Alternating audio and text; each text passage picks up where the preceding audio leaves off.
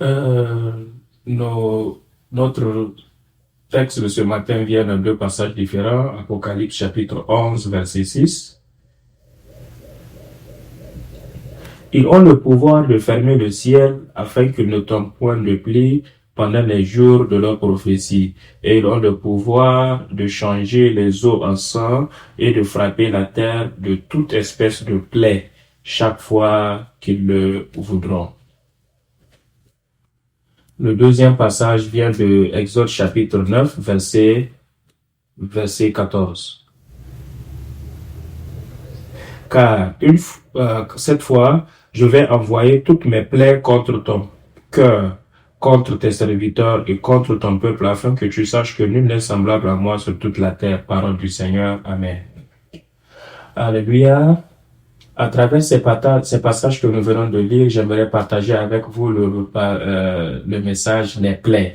Il y a des plaies que nous voyons dans le livre de Apocalypse qui doivent arriver dans ce monde, et ces plaies vont juger les méchants, et au même moment, elles seront la cause, elles seront la cause pour que le peuple de Dieu sorte de cette grande ville prostituée Babylone. Lisons d'autres passages dans Apocalypse qui parlent aussi de ces plaies. Apocalypse chapitre 16, verset 9. Et les hommes furent brûlés par une grande chaleur et ils blasphémèrent le nom de Dieu qui a l'autorité sur ces fléaux, et ils ne se repentirent pas pour lui donner la gloire. Et aussi chapitre 16 verset 21, et une grosse grêle dont les grenons pesaient un talent tomba du ciel sur les hommes, et les hommes blasphémèrent Dieu à cause du fléau de la grêle, parce que ce fléau était très grand. Ensuite, chapitre 18, verset 4. Et j'ai entendu du ciel une autre voix qui disait, sortez du milieu d'elle, mon peuple, afin que vous ne participez point à ses péchés et que vous n'ayez point de ces fléaux. Et le verset 8, à cause de cela, en un même jour, ces fléaux arriveront, la mort, le deuil et la famine, et elle sera consumée par le feu, car il est puissant le Seigneur Dieu qui l'a jugé. Et aussi 21, verset 9, puis un des 7 anges qui tenait les 7 coupes remplies des 7 derniers fléaux vint, et il m'adressa la parole en disant, viens, je te montrerai l'épouse, la femme de l'agneau. Ces fléaux ou ces plaies que nous voyons sont semblables aux plaies que Dieu a infligées au peuple d'Égypte pour juger Pharaon et aussi sa nation. Et au même moment pour faire sortir le peuple d'Israël d'Égypte et donc de l'esclavage. Et puissions-nous aussi sortir de notre ville de péché, de nos lieux, de notre état de péché, alors que nous voyons Dieu à l'œuvre de notre temps. Donc, à partir d'aujourd'hui, nous allons prendre quelques semaines pour étudier donc ces dix plaies-là à travers les matériels que nous allons trouver dans le 8e livre de l'histoire de la rédemption, n'est-ce pas, l'accomplissement de la promesse de la torche. Et aussi l'entrée dans la ville de Canaan. C'est cela le titre de ce livre. À travers ces 10 plaies, nous allons essayer de penser comment cela a une relation avec la prophétie et aussi le temps dans lequel nous vivons aujourd'hui. Donc Dieu a utilisé les 10 plaies pour juger l'Égypte et aussi sauver son peuple Israël. Et à la fin, le travail de Dieu, l'œuvre de justice de Dieu sera le salut pour les véritables chrétiens qui auront suivi Jésus jusqu'à la fin. Mais le monde, de la même manière que Pharaon a fait, ne va pas abandonner, ne va pas laisser le peuple de Dieu partir. Alors, les liens d'Égypte, les liens de ce monde dans lequel nous vivons aujourd'hui, auxquels nous sommes attachés, auxquels nous sommes rendus esclaves, ceux-là ne vont pas facilement nous laisser partir. Et c'est pourquoi Dieu a envoyé ses plaies pour juger l'Égypte, pour amener Pharaon à laisser son peuple partir. Et dans Apocalypse, n'est-ce pas, à la fin des temps, la même chose va se passer. Les méchants ne vont pas se repentir. Ils vont blasphémer contre le nom de Dieu, même lorsqu'ils sont en train de s'ouvrir de ces fléaux. Mais le peuple de Dieu va se lever et va se repentir. Alors je prie que toi et moi puissions être ce peuple de Dieu qui va se repentir et qui va être témoin de ces choses que Dieu sera en train de faire pour nous sauver. Alors, nous allons voir les 10 plaies de manière rapidement. Nous allons les voir en détail les semaines prochaines. Premièrement, les fleuves de Nil sont devenus de sang, n'est-ce pas? Exode chapitre 7, verset 14 à 25. Donc, deuxièmement, nous allons voir que la deuxième plaie, c'est que ce sont les crapauds, n'est-ce pas? Ils sont apparus partout dans la cour du roi. Et aussi, nous voyons les mouches, n'est-ce pas? Et donc, c'est là où c'est l'avertissement que Dieu a donné. Chapitre 8, versets 16 à 19. Et ensuite, 4, ce sont les mouches, n'est-ce pas? Ce sont les mouches qui se sont levées et elles ont rempli toute la maison du Exode chapitre 8, versets 20 à 24. Et aussi, nous avons la maladie des troupeaux. À cause de cette maladie là, toutes les animaux. Nous avons aussi les boutons qui sont sortis, n'est-ce pas, sur les animaux et aussi sur les hommes. Exode chapitre 9. Et aussi un avertissement a été donné avant cela. Et ensuite la septième, ce sont les grêles qui sont tombées sur les hommes, n'est-ce pas? Et elles n'ont pas seulement tué les personnes, mais elles ont aussi détruit toutes les récoltes. Exode chapitre 9, verset 8 à 35. Et la huitième plaie, c'est l'Holocauste, n'est-ce pas? Ou bien les criquets. Nous entendons parler de criquets en Afrique, n'est-ce pas? Et une fois que les criquets viennent dans un champ, tout ce qui a comme récolte, n'est-ce pas, la végétation, ils vont tout détruire, n'est-ce pas? Exode chapitre 10, verset 1 à 20. Et ensuite, la neuvième, donc, c'est les ténèbres, n'est-ce pas, qui ont couvert toute la ville. Et c'est aussi comme une sorte d'aveuglement. On ne peut rien voir pendant 3 jours. Et la neuvième aussi a eu un avertissement. Donc, 3, 6 et 9, il y a eu des avertissements pour cela. Et la dernière, c'est la 10e plaie qui était la mort de tous les premiers-nés des hommes et aussi des animaux. Exode chapitre 11, verset 5. Et donc, pour les ténèbres, c'est Exode chapitre 10, verset 21, 29. Donc, qu'est-ce que ces plaies-là veulent signifier et qu'est-ce que Dieu a fait à travers ces plaies? Premièrement, nous allons penser aux termes qui ont été utilisés pour référer à ces plaies-là. Le premier, donc, c'est l'introduction des signes et des prodiges. Parce que ces 10 choses que Dieu a faites là, traditionnellement, nous les appelons plaies ou fléaux. De Exode chapitre 7 à 11, nous les appelons les 10 fléaux. Mais, en effet, le terme plaie est utilisé uniquement 4 fois. Il y a 4 mots différents qui sont utilisés, n'est-ce pas? Et ils sont utilisés pour référer à ces événements ou bien ces choses que Dieu a faites, n'est-ce pas? Exode chapitre 9, verset 14, Magepa était utilisé, le terme Magepa en hébreu.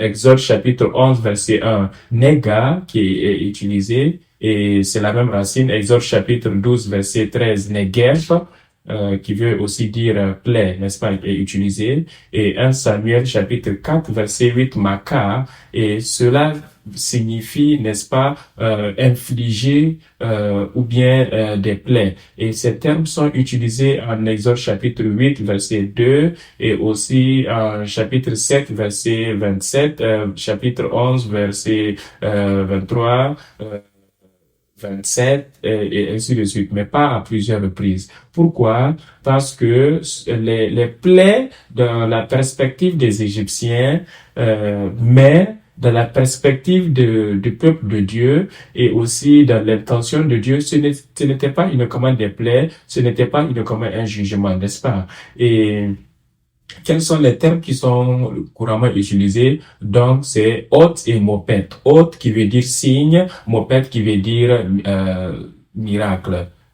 Donc, ce sont des signes et des miracles que Dieu a fait, a accompli ici. Ils sont souvent utilisés séparément, n'est-ce pas? Signes et prodiges, ou bien ils sont utilisés en même temps, signes et prodiges. Et ils veulent signifier la même chose dans la signification, mais ils sont un peu différents. Et lorsqu'on les met ensemble, en fait, ils ont un but. Donc,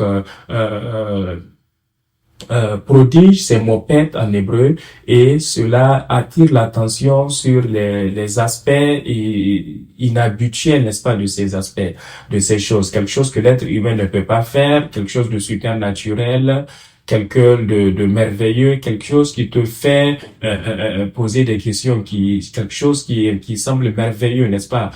Donc, ce sont des mesures particulières que Dieu a prises. Donc, Dieu a dû intervenir pour faire quelque chose que l'être humain ne peut pas faire. Et pourquoi Dieu a fait ces choses-là? C'est pour nous amener, n'est-ce pas, à être émerveillés, à amener le peuple à être émerveillé devant ce qu'il a fait. Waouh, qui a fait cela? Qui est celui-là qui est à mesure de faire ces choses-là? Et pourquoi est-il en train de prendre ces mesures particulières? Donc, ça nous montre l'urgence, n'est-ce pas? Ça nous montre que le temps est proche. Ça nous montre que celui qui fait l'œuvre doit être quelqu'un de spécial, doit être quelqu'un de supernaturel, doit être Dieu ou un Dieu derrière cette personne. Quel est-il alors des signes? Les signes en hébreu c'est hôte et en grec nous savons c'est siméon, et les signes donc mettent l'action sur le potentiel de ces actes-là qui donnent l'intérêt ou bien qui portent l'attention sur quelque chose. Ils donnent l'attention sur quelque chose, la chose réelle, n'est-ce pas? Donc, quand Jésus a fait ces signes-là, c'était dans le but de montrer aux gens qui ne peuvent pas voir, d'aider les personnes qui ne peuvent pas comprendre spirituellement qui il est, n'est-ce pas? Et ces signes-là pointaient à Jésus pour dire que c'est le Messie.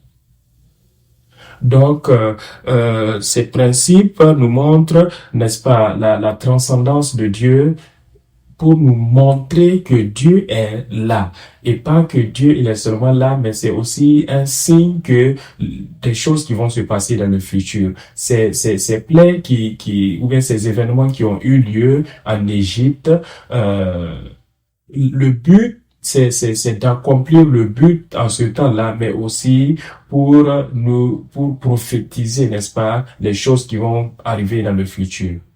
Donc, les plaies d'Égypte ont le potentiel de dire à Pharaon quelque chose concernant Dieu. Pas seulement Pharaon, mais aussi tout le peuple d'Égypte et aussi le peuple d'Israël qui était présent, pour leur dire quelque chose par rapport à Dieu, qui il est et ce qu'il veut. Et le fait que Pharaon a manqué sa chance, en fait, il a rejeté, même après avoir vu ces prodiges, même après avoir expérimenté ces merveilles, il a rejeté cela. C'est pourquoi à la fin, il a été aussi frappé.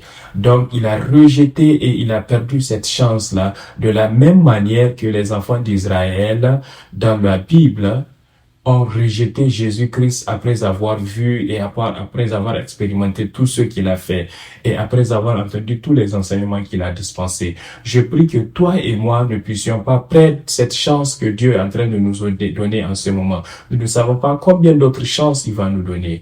Il y a beaucoup de signes et beaucoup de prodiges et plus fermement que les signes et les prodiges, c'est la parole de Dieu qui nous est donnée. Donc, deuxièmement, nous allons voir le but de ces 10 fléaux. Quels sont les buts de ces 10 fléaux? Premièrement, l'objectif de ces fléaux, c'est de proclamer la puissance de Dieu au monde, aux Égyptiens, aussi aux enfants d'Israël et aussi à toutes les autres nations qui regardent, qui observent. Exode chapitre 16, verset 17 et chapitre 8, verset 10, chapitre 9, verset 14 et chapitre 10, verset 1 et 2. Et de manière continuelle, Dieu leur rappelle la raison pour laquelle il est en train de donner ces signes et ces prodiges. C'est pour qu'il puisse le craindre, pour qu'il puisse le connaître, pour qu'il puisse venir et se repentir devant lui. Et cela révèle que le Seigneur, l'Éternel Dieu, est l'unique Dieu de tout l'univers. Exode chapitre 8, verset 19. Et les magiciens disent à Pharaon, c'est la même de Dieu. Vous voyez, même les magiciens qui faisaient la magie, qui faisaient aussi des choses extraordinaires, on dit que cela-là, ça ne peut être fait que par Dieu. Nous ne pouvons pas reproduire cela. Mais le cœur de Pharaon s'était endurci et il ne les a pas écoutés de la même manière que Dieu l'a dit. Et Exode chapitre 9, verset 16 nous dit, mais pour cette raison, j'ai permis que tu demeures pour que je te montre ma puissance et pour que je puisse proclamer mon nom sur toute la terre. Et la raison pour laquelle Dieu voulait que son pouvoir et son nom soient vus et soient manifestés, c'est pour que le peuple puisse venir à lui et puisse être restauré et racheté. Pas pour qu'il puisse régner sur eux comme les rois, n'est-ce pas, de ce monde, mais juste en reconnaissant Dieu et en croyant en lui, il puisse être sauvé et il puisse être racheté. Deuxièmement, c'est pour juger l'autorité de ce monde. Dieu est en train de juger les rois et les nations qui ont amené Israël en esclavage et les amené à perdre leur foi et leur identité. En Égypte, à cause de la lourdeur de la vie, les Égyptiens étaient des esclaves et à cause de cela, ils ont perdu leur identité de qui ils sont en tant que peuple de Dieu, le premier-né de Dieu. Ils ont perdu tout espoir, toute identité de qui étaient leurs grands-parents. Souvenez-vous, ils sont les descendants d'Ibrahim, Isaac et Jacob.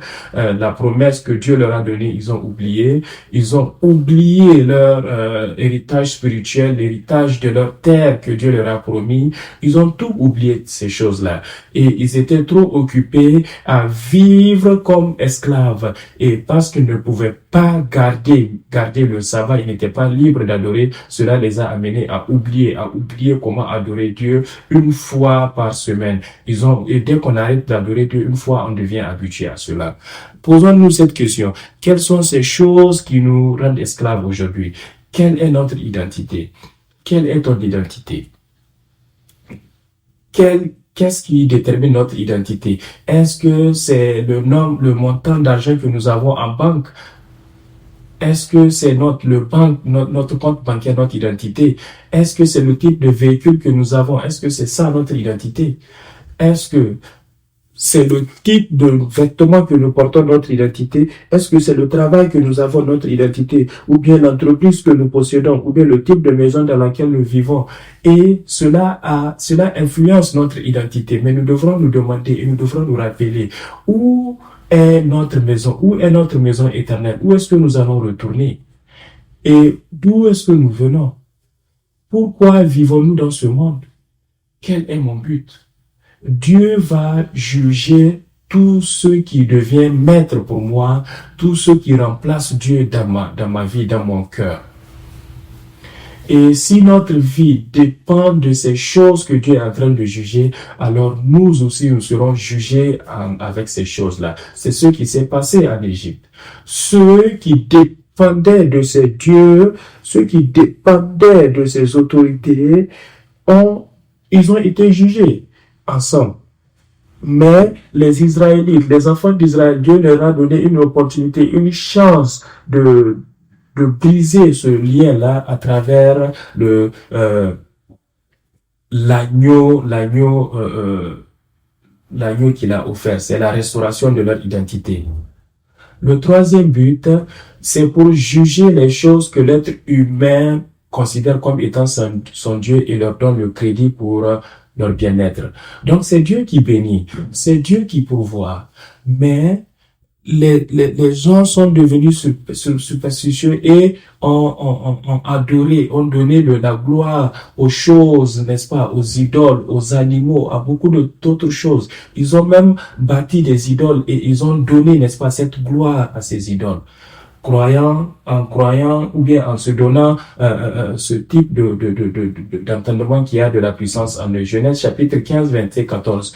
Mais je vais aussi juger la nation qu'ils servent et avec cela ils sortiront avec beaucoup de possessions.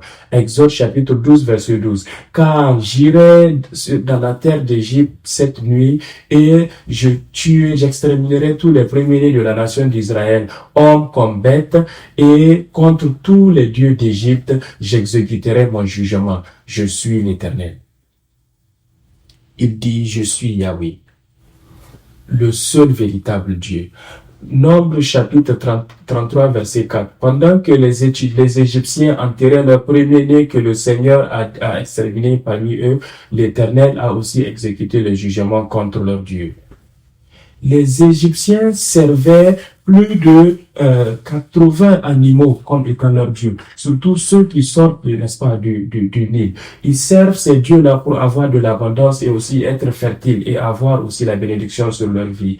Oui, toutes ces bénédictions se limitent uniquement aux bénédictions terrestres, aux bénédictions physiques.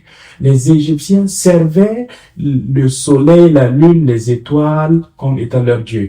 Ils servaient et adoraient le Nil comme étant le Dieu de l'abondance. Ésaïe chapitre 33 verset 3. Pharaon, ils adoraient aussi Pharaon comme étant le plus grand Dieu d'Égypte, et le terme Pharaon veut dire grande maison. Ézéchiel chapitre 29 verset 3 et 4 comme référence.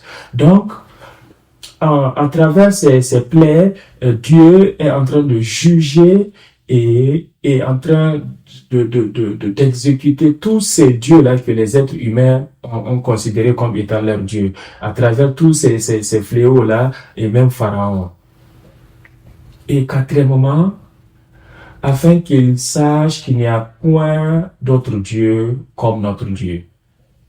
Exode chapitre 18, verset 10 à 11, Jéthro dit, béni soit l'Éternel qui vous a délivré des mains des Égyptiens et des mains de Pharaon, et qui a délivré le peuple des mains des Égyptiens. Maintenant, je sais que l'Éternel est plus grand que tous les dieux, et il a été prouvé lorsqu'il a exterminé le peuple.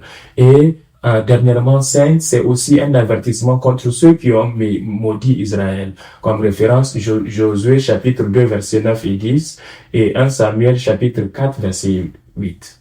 Donc, lorsque nous devenons le peuple de Dieu, c'est Dieu lui-même qui nous protège. Dieu va même juger toute une nation pour protéger et sauver son peuple. Et le troisième point, voyons la signification rédemptive de ces plaies. Qu'est-ce que ces plaies signifient? Ces plaies ont été données comme un signe pour prophétiser un jugement et les événements qui vont se produire dans le futur, comme je l'ai dit. Apocalypse chapitre 16, verset 4. Et le troisième ange versa l'eau dans la rivière et elle devint du sang. De la même manière que le premier fléau, la première plaie en Égypte, n'est-ce pas, le Nil est devenu du sang. Apocalypse 16, 13. Je vis sortir de la bouche du dragon et de la bouche de la bête et de la bouche des faux prophètes 3 esprits comme des crapauds. Nous avons vu les crapauds parmi les 10 plaies, n'est-ce pas? La deuxième plaie. Et Apocalypse chapitre 16 verset 2. Le premier ange alla et versa sa coupe sur la terre et elle devint des plaies comme sur les animaux et les hommes qui avaient la marque de la bête et qui adoraient son image. Donc il n'y avait pas que des plaies sur les animaux, mais il y avait aussi des boutons sur les hommes. Et Apocalypse chapitre 8, verset 7. Le premier son vint, n'est-ce pas? Et il a été jeté sur le trône et aussi la moitié des arbres ont été brûlés et toutes les herbes ont été brûlées. Et Apocalypse chapitre 16, verset 10. Verset 10. Le cinquième versa sa coupe sur le trône de la bête et son royaume fut couvert de ténèbres et les hommes se mordaient de la langue de douleur. Chapitre 9, versets 20 et 21. Le reste qui ne se sont pas repentis, 9, 20, 21. Les autres hommes qui ne furent pas tués par ces fléaux ne se repentirent pas des œuvres de leurs mains de manière à ne point adorer les démons et les idoles d'or, d'argent, d'airain, de pierre et de bois qui ne peuvent ni voir, ni marcher. Et ils ne se repentirent pas de leur meurtre, ni de leur enchantement, ni de leur impudicité, ni de leur vol.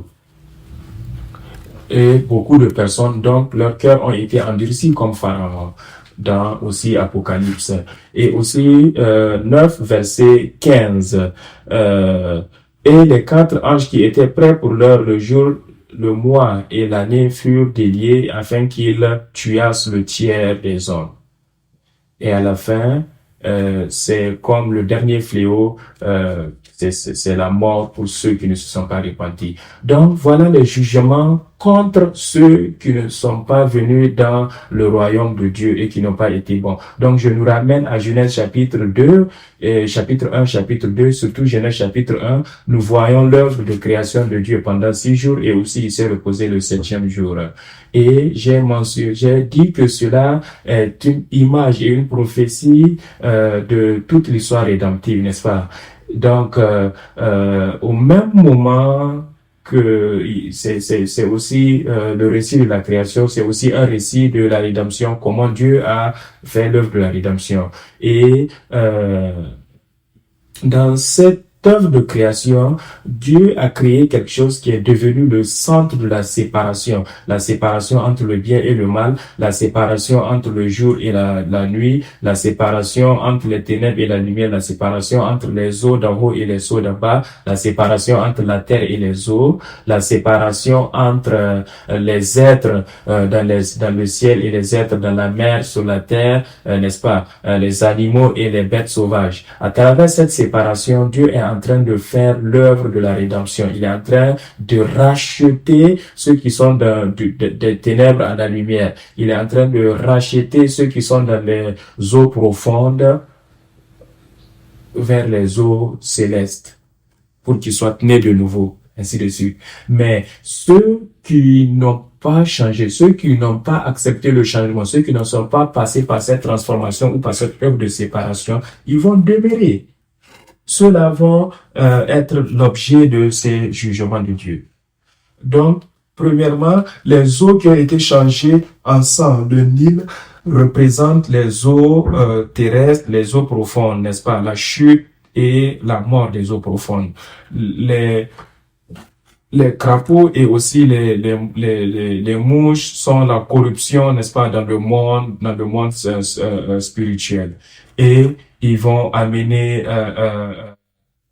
des cris, de la désolation, et ceux-là, ces choses impures-là, ces choses mauvaises-là, méchantes-là, qui affectent les hommes, qui ont été données aux hommes, les hommes ont appris d'eux, ces choses-là sont nées et ont vécu, n'est-ce pas, depuis les eaux profondes. Troisièmement, ces pestes et aussi ces boutons sur les gens, ceux qui ne sont pas nés de nouveau et qui vivent selon la philosophie de la bête que nous avons parlé dans Révélation chapitre 13, dans Apocalypse chapitre 13. Donc les criquets montrent la famine, n'est-ce pas, qui va venir, n'est-ce pas, de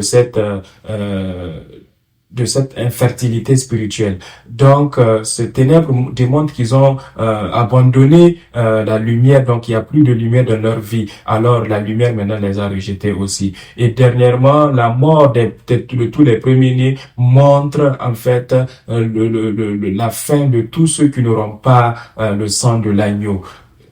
Lorsqu'on parle de la deuxième mort dans Apocalypse, la mort éternelle, qui va les amener dans les profondeurs du feu de l'enfer. Lorsque Dieu a créé la lumière, lorsque Dieu a créé la lumière, il voulait que nous rentrions nous venions à la lumière et non demeurer dans les ténèbres. Lorsque Jésus est venu, il était la lumière. Et il a dit, la lumière est venue et les ténèbres ne l'ont pas reconnu. Les ténèbres ne l'ont pas reçu. Lorsque Dieu a créé l'étendue et qu'il a fait luire sa lumière sur les eaux et a permis que les eaux montent, nous avons besoin de faire cela. Nous avons besoin de monter plutôt que de nous accrocher à ces fléaux, à ces pratiques, n'est-ce pas, démoniaques de ce monde dans les eaux profondes, sur les eaux terrestres et demeurer là. Même parmi les animaux, il y a les animaux purs et les animaux impurs. Et il y a aussi une distinction entre les animaux, les bêtes et aussi les hommes de Dieu. Et ensuite, je l'ai dit à plusieurs reprises, Psaume 49, verset 18, l'homme sans compréhension est comme cette bête qui périt. Pour conclure, l'accomplissement des signes et prodiges de Jésus. Pensons à comment ceci a un lien à l'œuvre et à l'enseignement de Jésus. Le but des signes qui sont accomplis à travers Jésus, à travers le ministère de Jésus, il nous a présenté les signes et les prodiges pour nous amener à comprendre et pour nous prouver qu'il est Dieu venu du ciel pour nous sauver et nous racheter. De la même manière que l'Ancien Testament l'a prophétisé et l'a promis.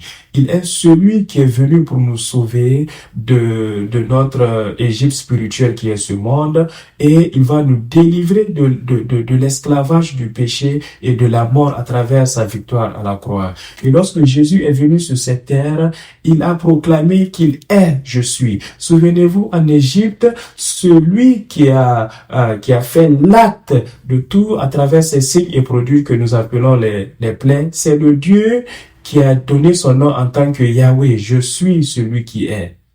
Souvenez-vous, Moïse, lorsque Moïse a rencontré Moïse auprès du bûcher ardent, il a demandé à Dieu, qui devrait dire que tu es et qui devrait dire je m'a envoyé? Ce qui veut dire, quel est ton nom, Dieu? Et Dieu lui a dit, il a donné son nom, Yahweh, l'Éternel, je suis celui qui suis.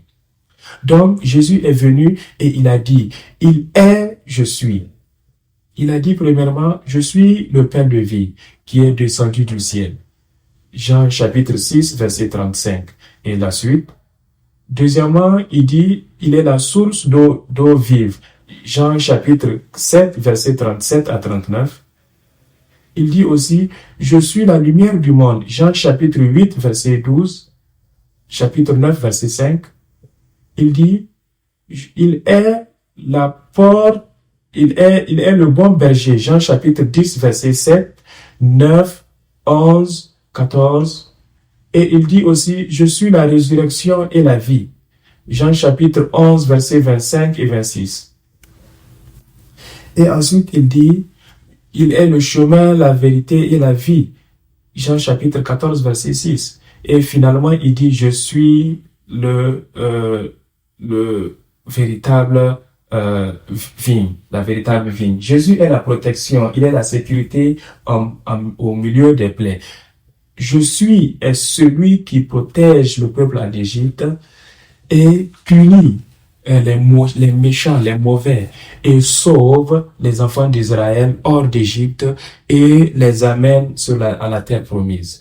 Jésus est venu et il a dit, il est, je suis, celui qui donne la protection, celui qui sauve et celui qui amène son peuple dans la terre promise qui est le royaume de Dieu. Donc, ceci a été une prophétie d'Ésaïe, Ésaïe 53, 55 verset 18, 55 verset 12, 51, 12.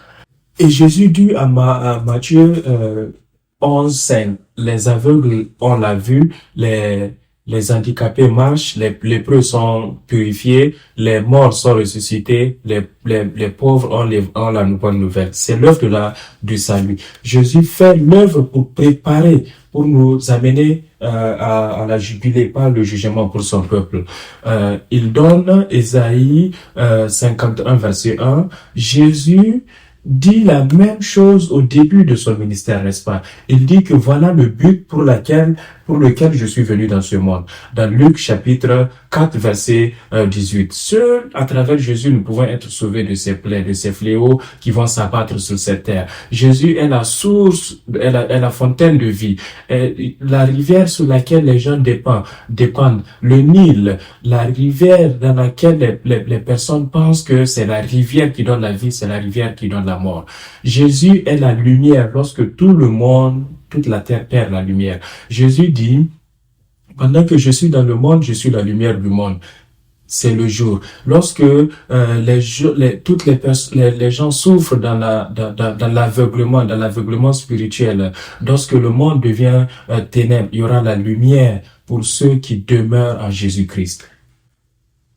Jésus dit, je suis le pain de vie lorsque le monde ne peut rien manger parce que les criquets, les crapauds et autres ont volé cela. Lorsque le monde perd sa réjouissance, lorsque le monde ne peut pas faire confiance à Jésus, lorsque le monde n'a rien à manger, Jésus devient le pain, Jésus devient la providence. Pas seulement la nourriture physique, mais aussi la nourriture spirituelle. Jésus est notre berger et notre protection. Il est la protection pour ceux qui entrent à travers sa porte. Lorsque la bête de ce monde qui donnait la prospérité et les richesses est détruite. Lorsque il y a la peur au milieu de ses plaies, Jésus dit, venez à moi, je vais vous ouvrir la porte, je vais vous ouvrir le portail pour que vous puissiez rentrer. Je suis le portail pour entrer dans le bateau. Et ceux qui entreront connaîtront ma voix, je les connaîtrai par leur nom et je les protégerai. Jésus est la véritable vigne qui va nous donner le vin spirituel qui va nous donner la vie éternelle lorsque le monde est en train de boire le sang de la mort. Et enfin, pensons au premier et au dernier, l'alpha et l'oméga. Jésus-Christ, l'acte de Jésus, les signes et les prodiges de Jésus. Premièrement, il a changé l'eau en vin à Cana. Et le véritable signe et prodige de Jésus, c'était sa crucifixion. Et cela coïncide comme la première plaie et la dernière plaie. La première plaie, c'était le Nil qui est devenu en sang, qui est devenu du sang, de la même manière que Jésus a transformé l'eau en vin. Et le dernier fléau, c'était la mort du premier-né. Et Jésus était le premier-né de Dieu, le fils unique de Dieu qui était tué. Ça semble ironique, n'est-ce pas? Parce qu'en Égypte, ces fléaux, c'était un jugement. C'était des plaies contre les méchants. Mais Jésus a pris cela et a changé cela comme étant une bénédiction. Au lieu de changer l'eau en sang de la mort, il a changé l'eau là en vin qui est son sang qui donne la vie. Alors, Jésus est celui qui change les malédictions en bénédictions. Alors, le premier-né d'Égypte est mort. Tous les premiers-nés d'Égypte sont morts. Le premier-né de Dieu, Jésus, a été tué. Mais à travers sa mort, le reste d'entre nous avons pu vivre. Alors, il a pris sur lui la malédiction qui devrait s'abattre sur nous. De la même manière que l'agneau expiatoire l'a fait, afin que nous puissions continuer à vivre, afin que nous puissions recevoir les bénédictions, afin que nous puissions retrouver notre identité en tant qu'enfant, fils et premier-né de Dieu. Alors je prie que même au milieu de ces situations présentement, beaucoup de personnes disent que ça c'est une malédiction que l'être humain est en train de recevoir, c'est un jugement, ce sont des plaies. Peu importe, ceux qui sont en Jésus, même les malédictions seront des bénédictions pour eux. Ceux qui sont en Jésus-Christ seront sauvés, seront protégés.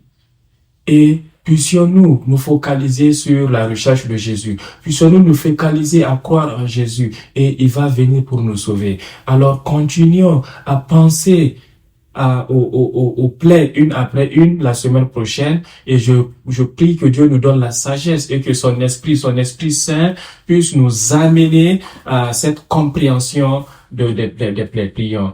Notre Père Céleste, nous te remercions d'avoir été avec nous, de nous avoir protégés et d'avoir été notre portail, d'avoir été notre défense, notre protection. Merci Père de ce que tu nous permets de t'adorer. Aide-nous à t'adorer davantage et aide-nous à recevoir ton Saint-Esprit afin que nous puissions véritablement croire en toi. Puissions-nous racheter notre identité en tant que ton peuple. Puissions-nous être capables aussi de surmonter tout défi. Père, pendant que ce monde devient de plus en plus sombre à cause des œuvres de l'ennemi, à cause des œuvres de la bête et le péché de l'être humain, s'il te plaît, Père, distingue ton peuple du reste du monde, protège-les et bénis-les et guide-les. Merci pour ta grâce. Nous croyons, Père, que tu nous as bénis avec ta lumière à travers toute cette semaine qui s'annonce et que tu vas donner ta victoire. Nous prions au nom de Jésus-Christ avec action de grâce. Amen.